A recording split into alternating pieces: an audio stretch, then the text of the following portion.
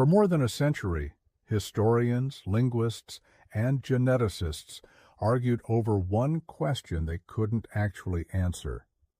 Where did the Berber people, the indigenous population of North Africa, really come from? Scientists finally solved it. For generations, there wasn't even agreement on the basic shape of the answer. Some researchers argued they were essentially an extension of Middle Eastern populations who crossed into Africa in ancient times. Others argued the opposite, that they were a purely African population with no outside connection at all.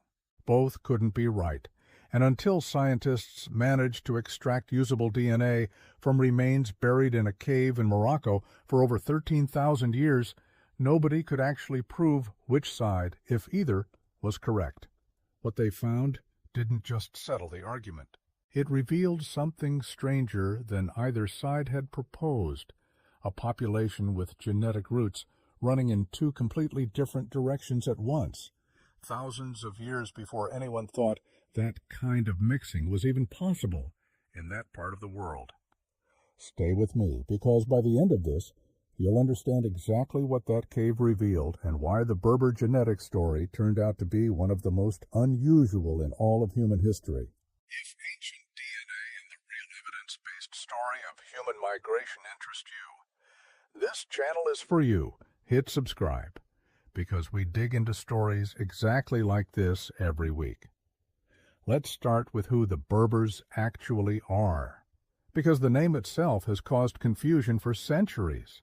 Berber, or more accurately Amazigh, the name most indigenous North African communities use for themselves, meaning roughly free people, refers to the indigenous population of North Africa, spread today across Morocco, Algeria, Tunisia, Libya, and parts of the Sahara, with distinct communities like the Kabyle of the Algerian mountains, the Rif of northern Morocco, the nomadic Tuareg of the deep Sahara, and the Kawis of eastern Algeria, each with their own language variants, their own regional histories, and their own relationship to the surrounding landscape, all descended from the same broad ancestral root that existed in North Africa long before Phoenician traders, Roman legions, or Arab armies ever arrived on the coast.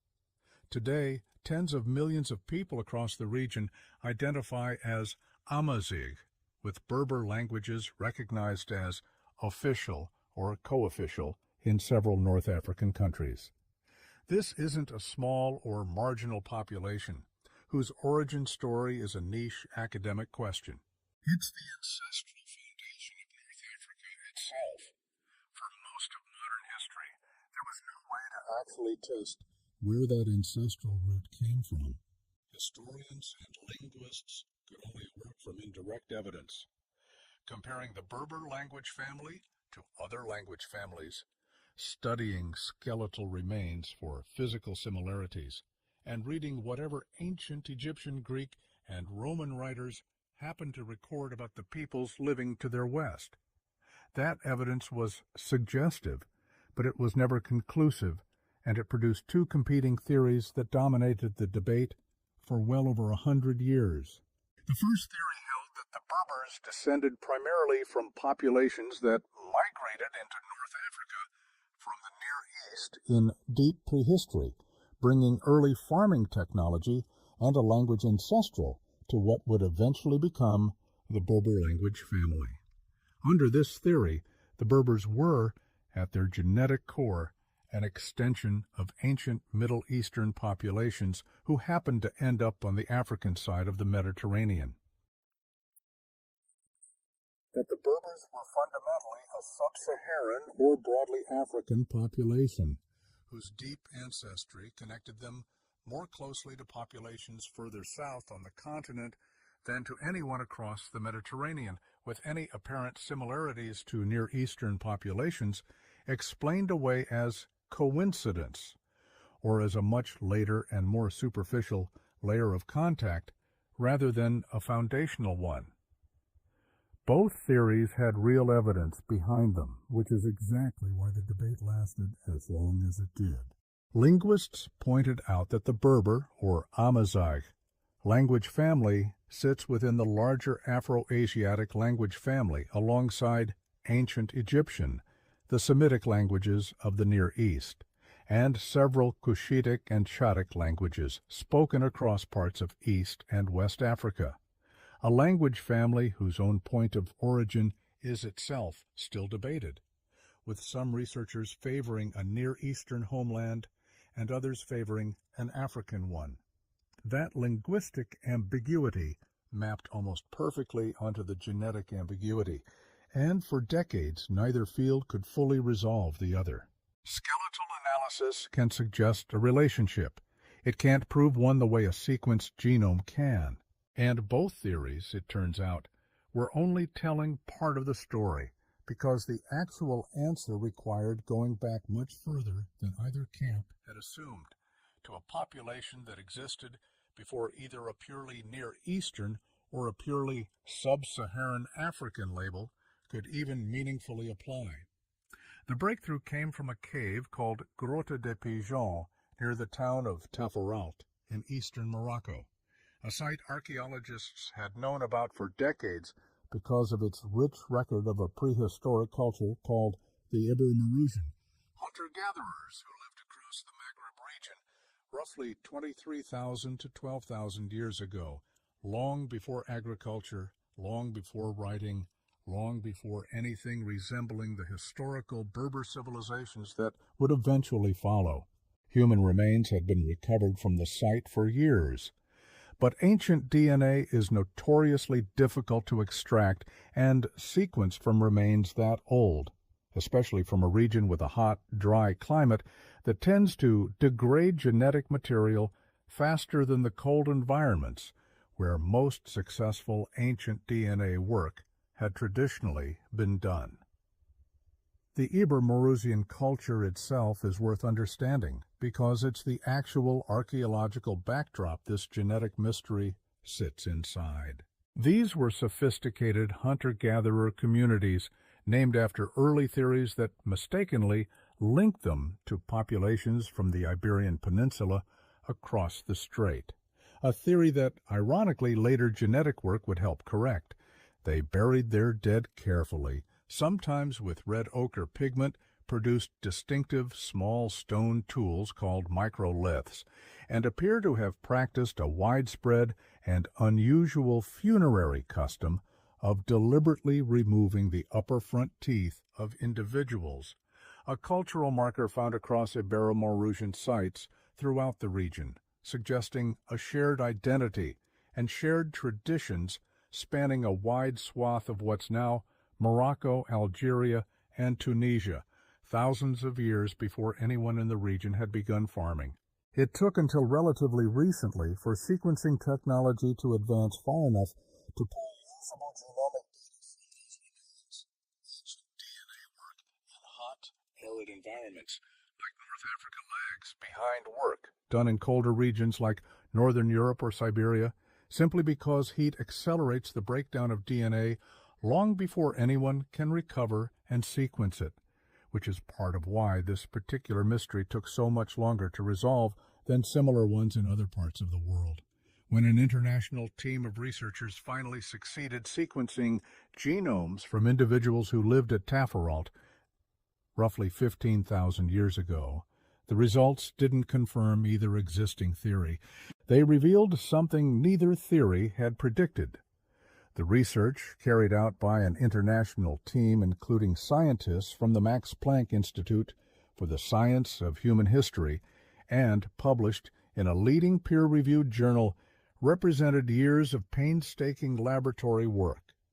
Extracting and sequencing genetic material from remains that old, from that particular climate, required repeated attempts and careful contamination controls before the team could be confident the DNA they were reading actually belonged to the ancient individuals themselves rather than to modern handling of the bones. When the results finally came back clean and reproducible, They represented the oldest human genomes ever successfully sequenced from Africa outside the Nile Valley at that point, giving researchers a direct genetic window into the deep prehistory of the Maghreb that had simply never existed before. The Taforalt individuals carried a genome that was, remarkably, roughly two-thirds related to ancient populations from the Near East, specifically related to a group called the Natufians, hunter-gatherers who lived in the Levant, in what's now Israel, Jordan, Lebanon, and Syria, and who are widely considered ancestral to some of the earliest farming populations in human history. The communities that would go on to domesticate wheat and barley and help kick off the agricultural revolution in the Fertile Crescent thousands of years later. That component alone would have seemed to settle the debate cleanly in favor of the Near Eastern origin theory, but the timing is what makes it so unexpected. 15,000 years ago sits well before the Natufian culture itself had even developed the earliest stages of agriculture, meaning this Near Eastern-related ancestry didn't arrive in North Africa as part of any farming migration at all, the way many researchers had assumed any Near Eastern connection would have to have happened. It arrived earlier, carried by hunter-gatherer populations, moving along a route that most likely followed the eastern Mediterranean coastline and crossed into North Africa well before agriculture existed anywhere on Earth. That single detail forced a real rethink of existing migration models because it meant a genetic connection between the Near East and North Africa had already been established during the Ice Age through hunter-gatherer movement alone, thousands of years earlier than any previously proposed route required. But the remaining third of their genome told a completely different story, a genuine sub-Saharan African component related to populations further south on the continent, the kind of genetic signal that theory would have predicted instead. The Taforalt individuals weren't purely one or the other. They were a genuine blend of both, a population that had already combined Near Eastern and sub-Saharan African ancestry by 15,000 years ago, thousands of years before either agriculture or large-scale, historically documented migration is thought to have connected those two regions in any organized way. Think about what that timeline actually means. 15,000 years ago predates farming entirely. It predates the earliest cities by roughly 10,000 years. It predates every migration event that either the Near Eastern Origin Camp or the Sub-Saharan Origin Camp had been pointing to as the explanation. Whatever process brought those two ancestral components together in North Africa had already happened deep in the last Ice Age, through a route and a timeline that nobody studying the historical record had any way to reconstruct, because it left no written trace, no archaeological signature obvious enough to date it precisely, and no surviving population anywhere that preserved that exact original mixture, undiluted. This is where the mystery actually resolves, and it resolves by dissolving the original question rather than answering it the way either side expected. The Berbers weren't the descendants of a single migration from one direction. They were, from the very deepest layer of their ancestry that DNA can currently detect, already a genuinely blended population, one whose two ancestral halves had been intertwined for so long and so far back that by the time later historical migrations arrived, Phoenician traders establishing coastal colonies, Roman administrators governing the province they called Africa, and later Arab armies bringing Islam and the Arabic language across the region, they weren't introducing a foreign genetic component into a pure population at all. They were adding new, comparatively recent layers on top of a foundation that had already been a two-continent blend for over 10,000 years. That layering is exactly what modern Berber populations still show today when researchers study their genomes. Beneath the more recent historical layers, a distinctive Y chromosome lineage called EME1 shows up at extraordinarily high frequency specifically in Berber populations.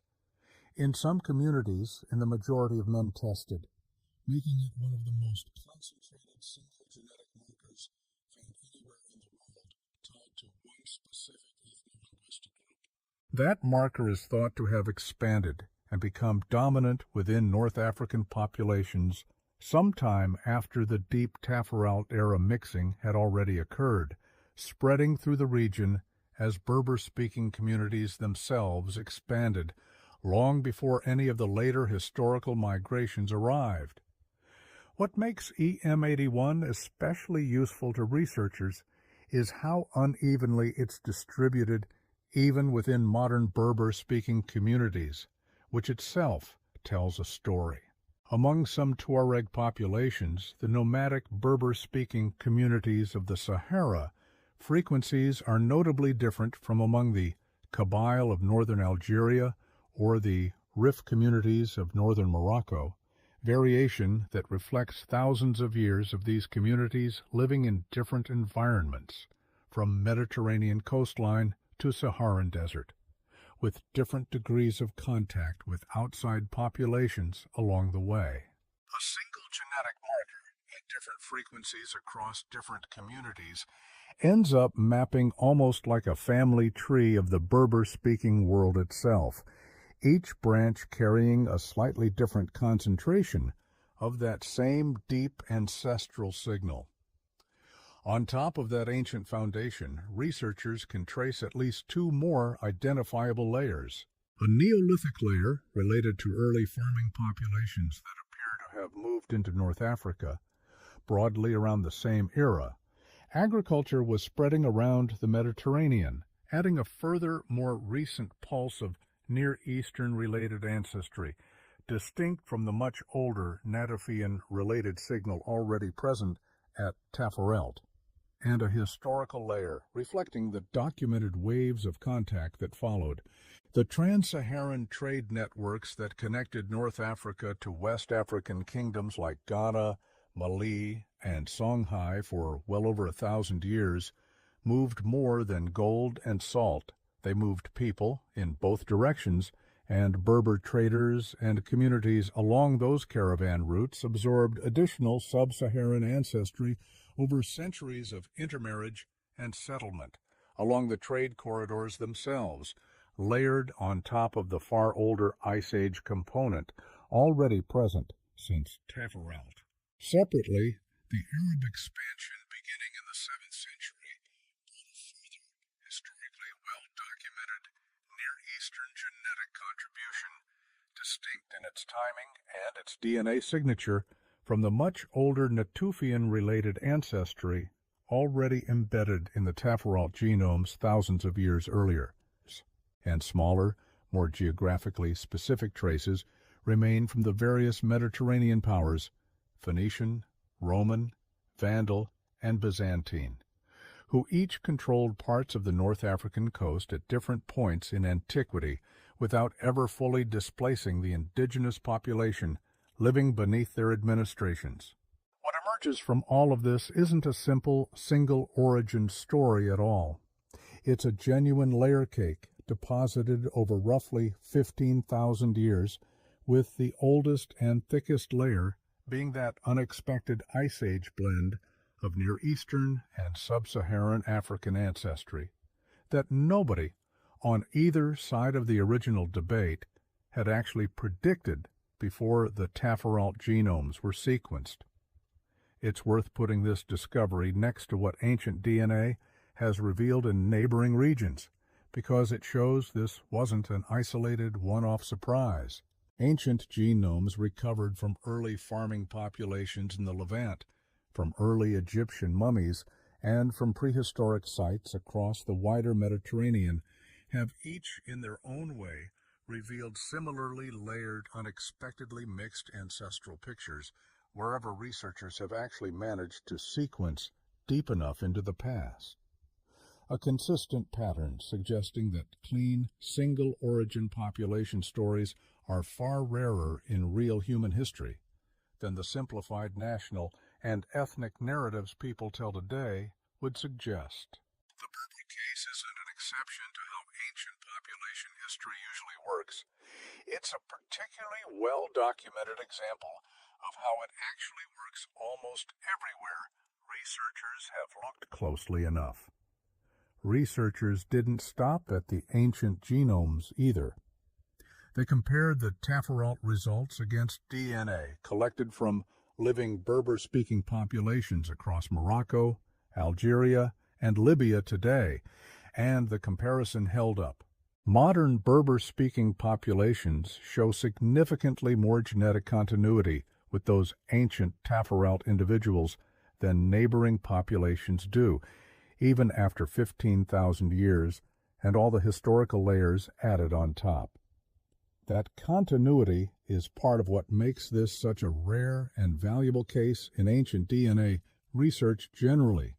In a lot of regions of the world, the population living somewhere today has only a loose or indirect genetic relationship to the population that lived there in deep prehistory because of large-scale replacement migrations somewhere along the way. North Africa, and Berber-speaking communities specifically, turn out to be one of the clearer examples anywhere in the world of a population maintaining a real traceable genetic thread back to a specific hunter-gatherer group from before the invention of agriculture. A genuinely rare kind of long-term continuity that gives this particular ancient DNA story added scientific weight. There's a broader reason this particular mystery mattered so much to resolve beyond simple scientific curiosity. For much of the 20th century, the question of Berber origins got tangled up in colonial-era politics, with various European administrations and scholars promoting whichever origin theory happened to be more convenient for the political narrative of the moment. During the French colonial period in Algeria and Morocco, some administrators and researchers actively promoted the idea of a stronger ancient link between Berbers and Europe, using it to justify certain administrative and educational policies that treated Berber communities differently from their Arab neighbors, framing them as somehow more closely connected to the colonizing power than the surrounding population. Other researchers, reacting against that narrative in later decades, pushed just as hard in the opposite direction, minimizing any outside connection at all in an effort to assert a purely indigenous African identity untouched by outside influence. Neither political motivation was really about the evidence. Both were about which story served which agenda at a given moment in history. Actual ancient DNA, extracted directly from actual ancient remains, doesn't care about any of that. It simply reports what happened, chemically preserved in bone for 15,000 years, immune to whatever narrative any outside observer might have preferred to be true. That's part of why this particular result mattered so much when it was finally published. It took a question that had been shaped by a century of shifting political convenience and answered it with direct physical evidence instead, evidence that turned out to be more complicated and, frankly, more interesting than either politically motivated version of the story. It's also worth being honest about what this discovery does not settle, because good science stays precise about its own limits. The Taforalt genomes tell us about the ancestry of people living in one specific cave in one specific region of Morocco, at one specific point roughly 15,000 years ago. They give us a strong, direct window into deep North African ancestry, but they are not a complete map of every population that has ever lived across the vast stretch of the Maghreb and the Sahara since then. And researchers are still working to sequence genomes from additional sites and additional time periods to build out a fuller picture of how these ancestral components moved and mixed across the wider region over the millennia that followed. There's also an important distinction between the ancient Taforalt individuals themselves and modern Berber-speaking populations living today. Modern communities are not frozen copies of a population from 15,000 years ago. They carry that deep ancestral signal as a real and measurable foundation, but layered underneath 15,000 additional years of local history, migration, and contact that varied enormously from one Berber-speaking community to the next. A Tuareg community deep in the Sahara and a Kabyle community on the Mediterranean coast both carry real continuity back toward that same ancient foundation. But they are not genetically identical to each other today, precisely because the layers added on top of that foundation over the following millennia were never identical either. Painting all Berber-speaking peoples as a single, uniform genetic population, even today, would be almost as much of an oversimplification as the original two competing theories were. Researchers are also careful to note that ancient DNA studies like this one work with a limited number of individual samples from a small number of sites, simply because well-preserved, sequenceable ancient DNA from this region and this time period is genuinely rare to find and recover. A handful of genomes from one cave gives real, direct evidence about the individuals actually buried there. Strong evidence, published and peer-reviewed. But scientists are appropriately cautious about extrapolating too confidently from a small sample size to sweeping conclusions about every population across the entire region at every point in that same era.